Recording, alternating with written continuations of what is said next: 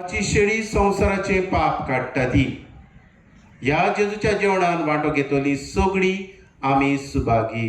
सोमिया तुवें म्हजे भितर येवचें म्हाका फावना, पूण तुज्या एकाच उतरान म्हाका भलायकी मेळटली.